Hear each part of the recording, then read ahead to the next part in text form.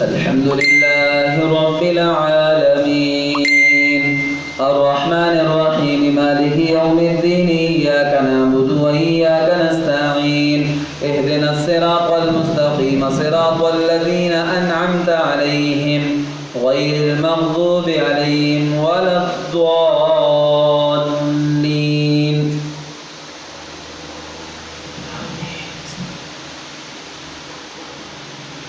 الحمد لله الذي أنزل على عبده الكتاب ولم يجعل له عوجا قيما لينذر بأسا شديدا من لدنه ويبشر المؤمنين الذين يعملون الصالحات أن لهم أجرا حسنا ماكثين فيه أبدا وينذر الذين قالوا اتخذ الله ولدا ما لهم به من علم ولا لآبائهم كبرت كلمة تخرج من أفواههم إن يقولون إلا كذبا فلعلك باخع نفسك على آثارهم إن لم يؤمنوا بهذا الحديث أسفا إنا جعلنا ما على الأرض زينة لها لنبلوهم أيهم أحسن عملا وإنا لجاعلون ما عليها صعيدا جرزا أم حسبت أن أصحاب الكهف والرقيم كانوا من آياتنا عجبا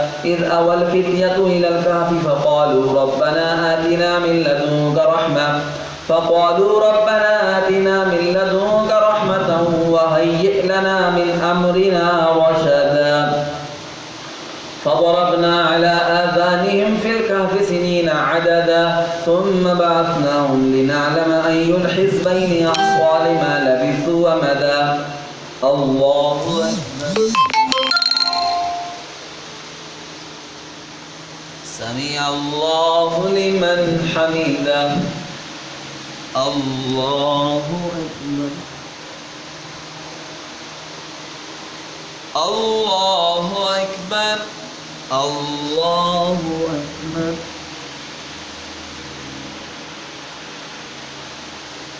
الله أكبر.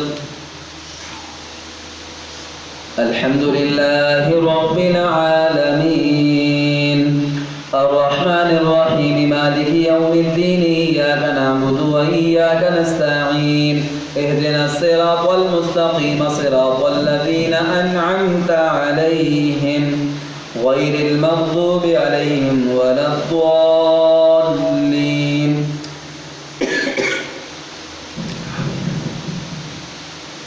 نحن نقص عليك نبأهم بالحق إنهم فتية آمنوا بربهم وزدناهم هدى وربطنا على قلوبهم إذ قاموا فقالوا ربنا رب السماوات والأرض لن ندعو من دونه إلها لقد قلنا إذا شططا هؤلاء قوم اتخذوا من دونه آلهة لولا يأتون عليهم بسلطان بين فمن أظلم ممن افترى على الله كذبا وإذ اعتزلتموهم وما يعبدون إلا الله فأووا إلى الكهف ينشر لكم ربكم من رحمته ويهيئ لكم من أمركم مرفقا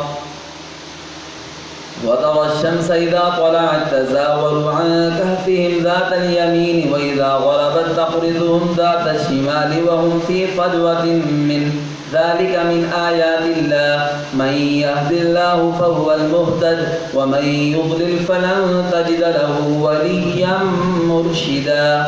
الله أكبر.